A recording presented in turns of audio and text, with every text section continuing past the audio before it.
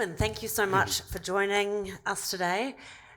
So Dan, when I was reading your book, there were parts that sounded like they were even scary to read. I'm just wondering what it was like to actually live through that and how you actually got through that on a day-to-day basis when you were working on the story. Thank you. I mean, there were some pretty scary moments in it because, I mean, it unfolds over the course of 6 years. And, you're always told as a journalist, don't become the story. Well, this one kind of picked me up by the ankles and left me with no choice. And so I start digging, and the more I dig, the weirder things get. Hackers start trying to break into our email. Private detectives are following people around. Then Wirecard sets the German government on me and my colleagues. We start getting investigated for supposedly leaking our stories to stock market manipulators. And it becomes crazier and crazier. So I thought I'd share, there's one moment which always sticks in my mind, which isn't actually in the book because it didn't fit putting it in. But so one of my colleagues, Sam Jones, who is this very suave character who appears in the documentary, he's been off reporting on the chief operating officer's connections to Russian intelligence. And he's told us he's got some stuff, but it's too sensitive to even put in electronic form. We have to wait until we see him. So I sort of go into this meeting with him and Rula Khalaf, who is our current editor, and sit down, and he starts to tell us this story about how the guy who by day is running a finance company has these extracurricular activities. And he has cement plants in Libya. And he describes a meeting at which there's a general currently serving in the Austrian armed forces who goes along to this, as well as some other guys who are connected to Russian intelligence, at Jan Marsalek's kind of mansion in Munich, which is his sort of base of operations. And they're discussing building a Libyan border force. Exactly. You're like, I remember sitting there, just my jaw on the floor going, what on earth are you talking about? And Jan Marsalek in this meeting, he's talking about all the wonderful weapons and kit they can get for this border force. And he starts watching video taken by Russian mercenaries, which is extremely violent. And so at that point, we kind of start to think, is Wirecard protected in some way? I mean, because the Russians have a certain reputation, and that was incredibly intimidating. But the thing is, what's important to realize about this is because Wirecard was a criminal company, it couldn't think like a normal company. It always sort of resorted to the most bizarre tactics. So there are moments in the story where had Wirecard just come clean and said, yes, you got us, it could have sort of stopped the story. You said, oh no, we'll clean house. But because they went down this approach of accusing the Financial Times of being corrupt, the only way through it was to prove that we were innocent and that they were the bad guys. So that was very motivating. And I kind of sort of knew if I walked away from the story or if anything happened, then my career was over. I'd have to find something else to do.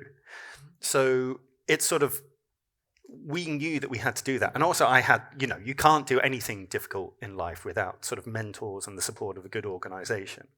And I had the trust of my boss and he had the trust of the big boss. And so the FT always knew, partly because everything was so weird, that we were really onto something. But yeah, there were moments where it just seemed absolutely crazy. It's interesting, actually, because we heard from John before saying about how the financial crime piece is actually just the apex. It's like the tipping point. It's all the fraud and everything else that is underneath. It's almost like with Wirecard, it was the same. The financial crime was at the top, and underneath it just was very strange pillars. I thought his point, everyone cares about the money and not about the crime, was very true. Yeah. And how about and maybe just follow on from that point, everyone cares about the money, not the crime. You obviously founded Themis. What were some of your motivations to do that in terms of like uncovering all of this, and maybe talk about that layered approach? Absolutely. Thank you, Rachel. So for us, the most important perspective was that criminal activity and stopping criminals from being able to profit from their illicit activities. And when you open a window into the criminal world, as Dan very successfully did through his investigation and then through the book Money Men, what you realize very quickly is that financial crime is not a minor issue, and also it's not a victimless issue.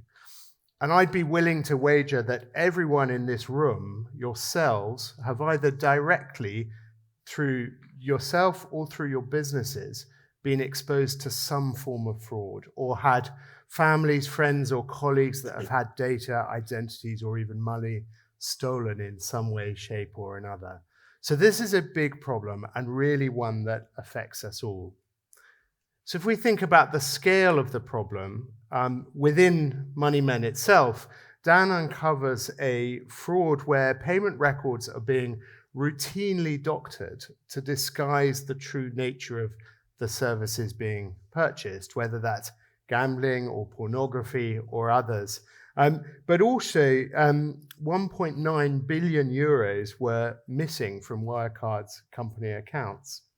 So that's just one company.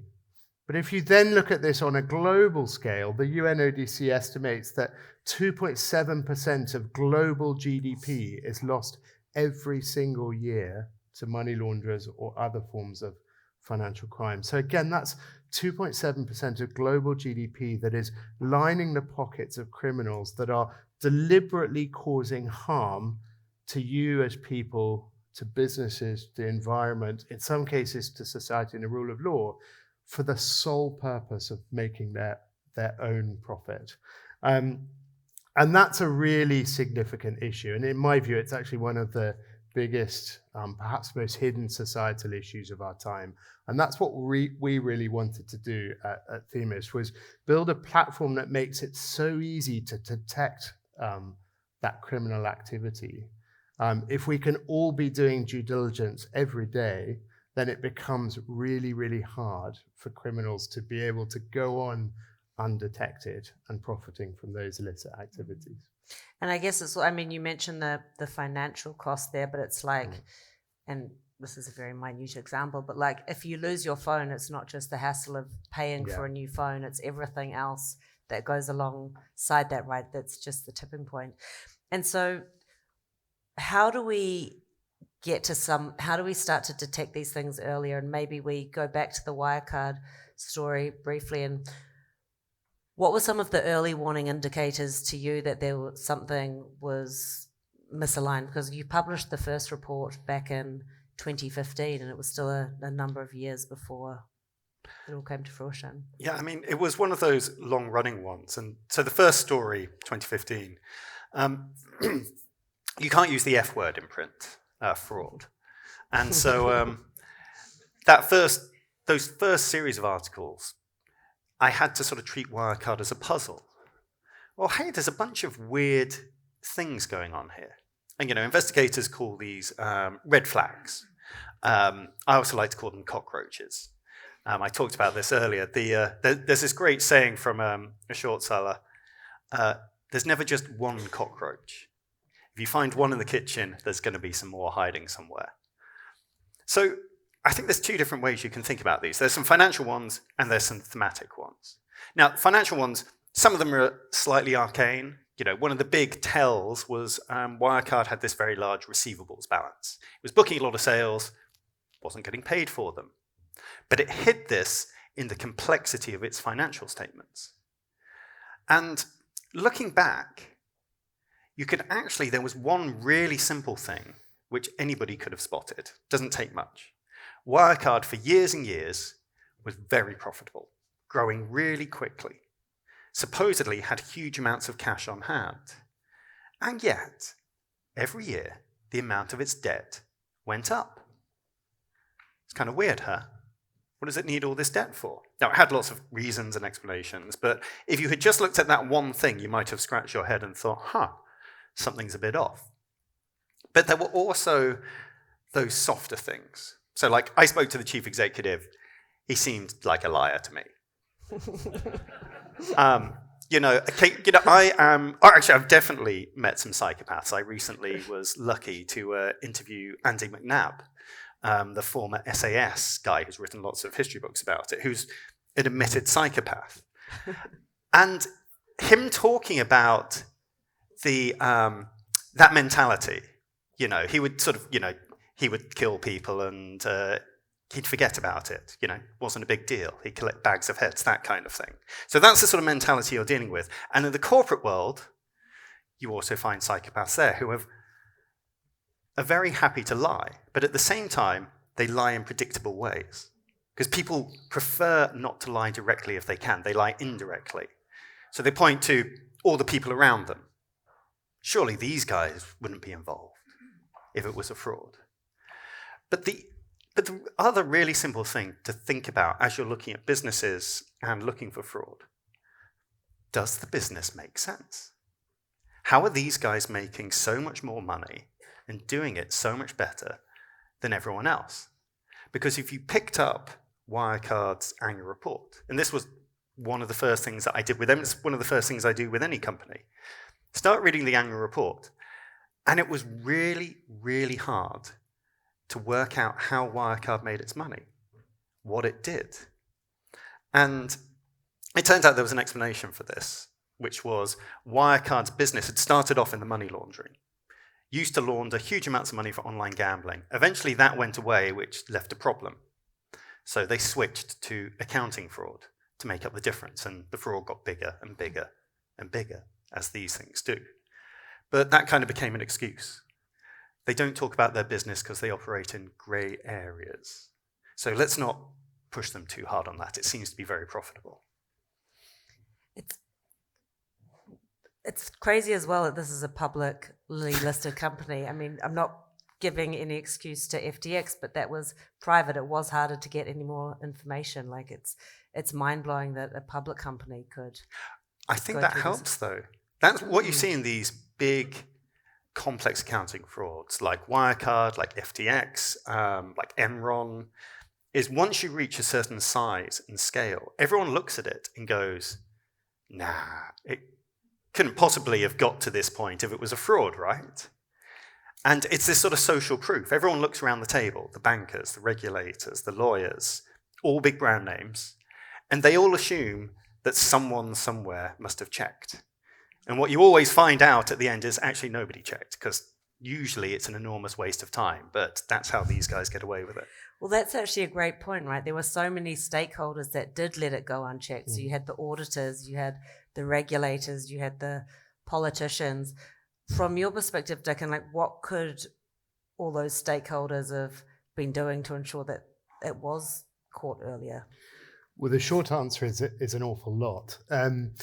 I would agree entirely with what Dan is saying. And actually, I feel somewhat inferior being on stage next to Dan because investigative journalists have quite a kudos around them. They're sort of quite cool and brave. You put your own life at risk, whereas us compliance professionals are not quite held in the same cash. But essentially, the job we're doing is the same thing, and we have to apply the same lens. So we have to be continuously questioning, does this make sense? Why has a business set this up in this way? And for me, Wirecard is a great example. And so I thank you very much for persisting in uncovering it. But it's a great example to show us in the corporate sector why that level of due diligence and screening is so fundamentally important. Not just when you open a new relationship, but actually all the way through. That element of continuous monitoring and continuously understanding what your client is doing or what your supplier or third party is doing.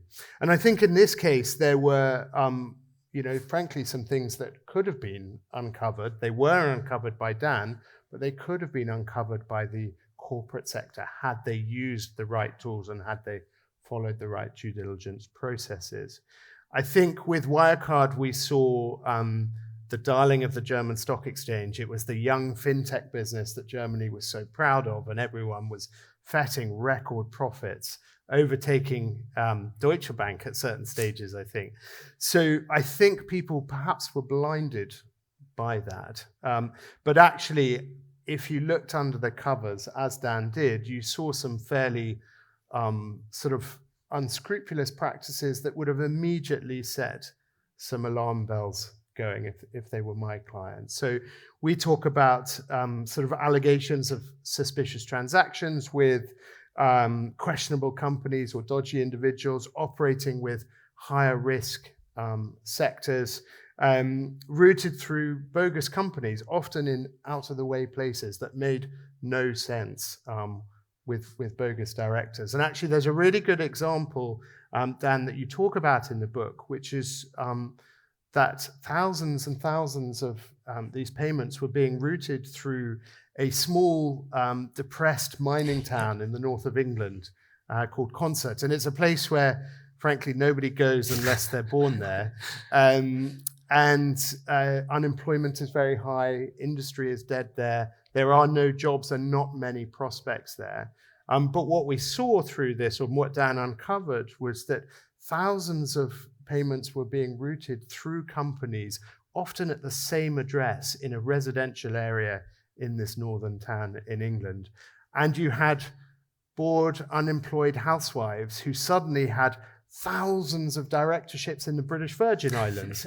Now, I mean, Consett is a very rainy, cold, depressed place, so I can understand the need to go to the British Virgin Islands, but you have to ask yourselves why that link is there and what makes that happen. So I think if as companies we apply the same principles as an investigative journalist, we can very easily screen clients, suppliers, third parties, anybody we're dealing with, to see if there are these anomalies that don't make sense.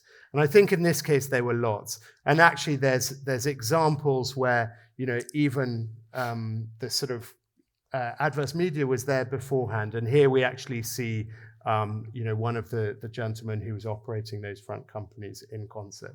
So the data was there, the material was there, but nobody was necessarily adding 1 + 1 together.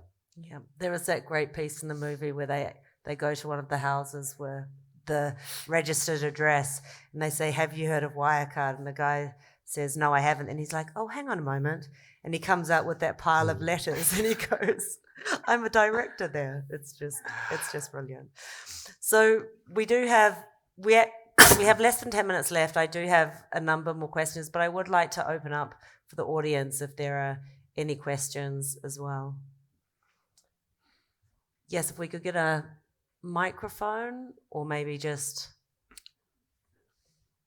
ask loudly. Hi, my name is Hayel. I was just looking at, just digging into Financial Times article about WeWork's comeback as flow. So I would love to hear your point of that as a potential fraudulent activity that might get other people scammed as WeWork did. Might be controversial, but should be interesting. So WeWork is that amazing example of Adam Newman taking as much money as people would give him with their eyes open. And, you know, SoftBank has incinerated tens of billions of dollars for various reasons. Idiocy chief amongst them. And I can't speak to the fraud, usually because, as I mentioned, if you start throwing that F word around without caution, the lawyers get involved, and it's a whole thing. So let's try and avoid that. But what staggers me, and always staggered me, is I remember looking at WeWork 10 years ago and going, it's an office leasing business, right? And the flaws inherent in that business were obvious then, and they should be obvious now. And so really, I think this is a question for Masa-san at SoftBank. You know, what on earth were you thinking? And why did you give these guys so much money?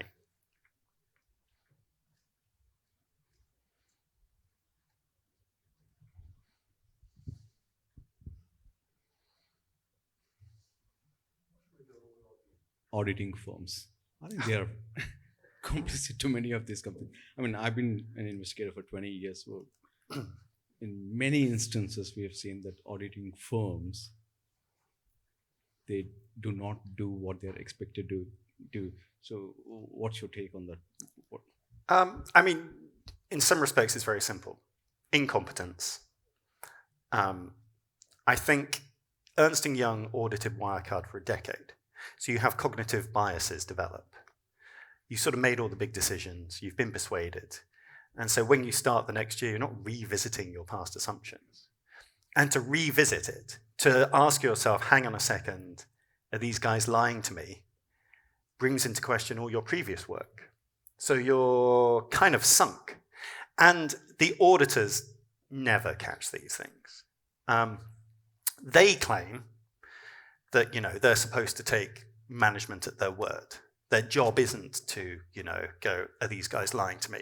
But I think if you look at sort of the principles which underpin accounting regulation, FASB, those sorts of things, they do say you're supposed to adopt a skeptical manner.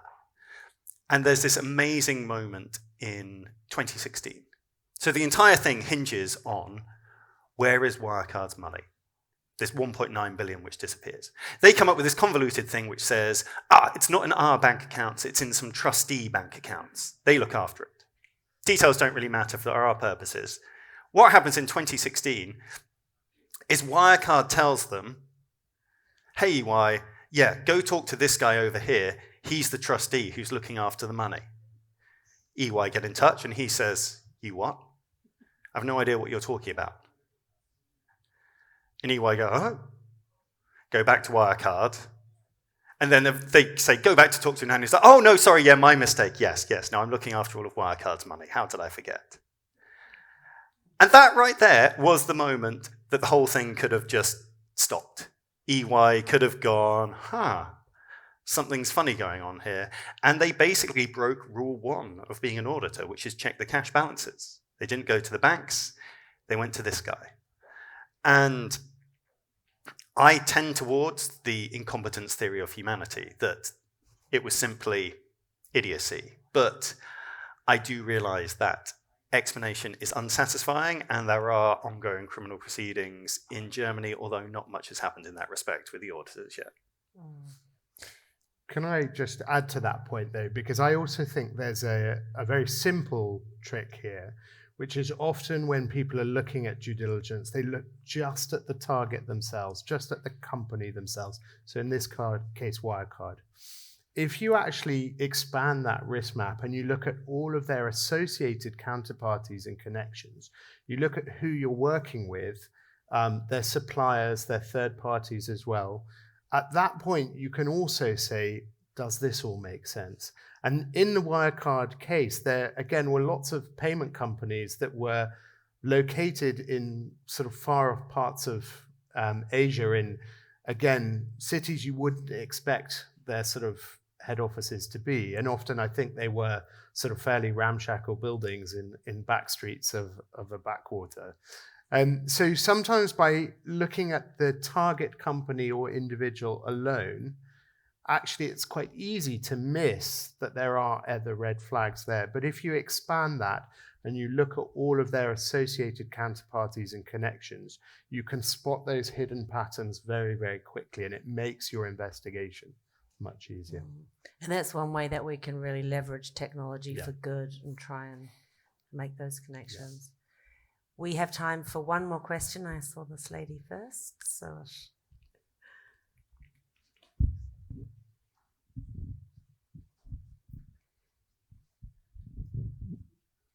I have two very quick questions, one for you, Dan, and one for you, Dickon. So Dan, earlier on I was listening to your presentation, and you said that this investigation took 6 years.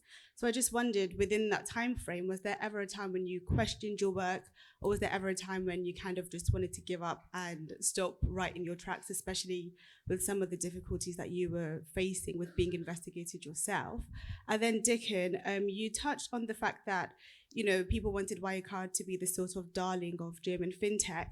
And we've seen examples of that quite recently with Elizabeth Home, with Aranos, and with Sam Backman-Fried, with FTX. So I wondered, what are your thoughts in terms of why people are so keen to push some of these companies and make them work when they're clearly quite fraudulent?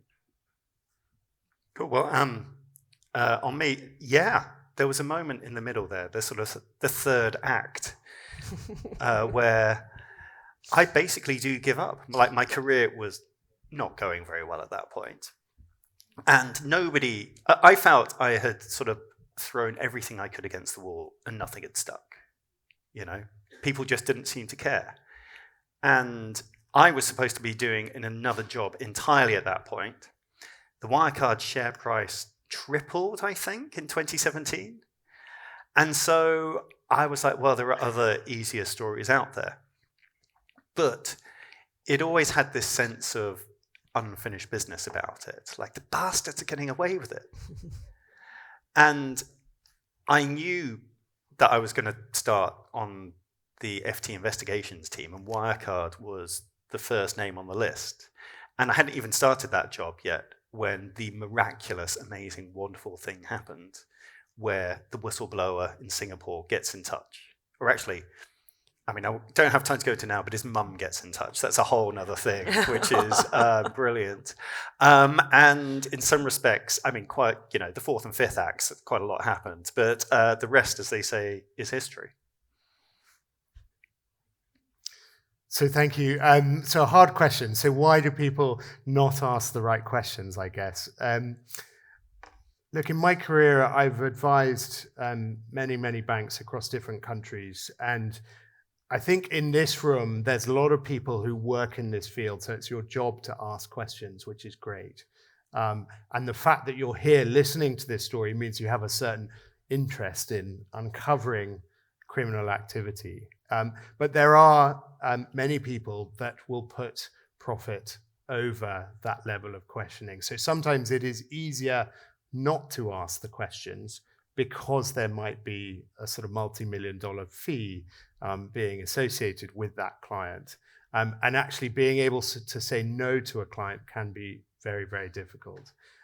But again, with the clients that we've advised, we now talk a lot about reputational risk. And I think since particularly the war in Ukraine, a lot more business leaders and executives are much more attuned to both the reputational and ethical risks of doing business with perhaps the wrong sort of people or the wrong sort of companies. So I think things are changing very quickly, which is great.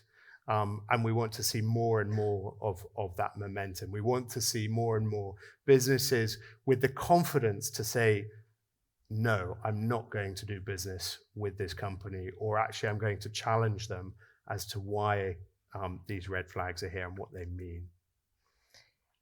Excellent. Well, gentlemen, we are over time. It's been an absolute pleasure. Thanks so much for coming on. Really enjoyed the discussion. Please thank Dan and Dylan.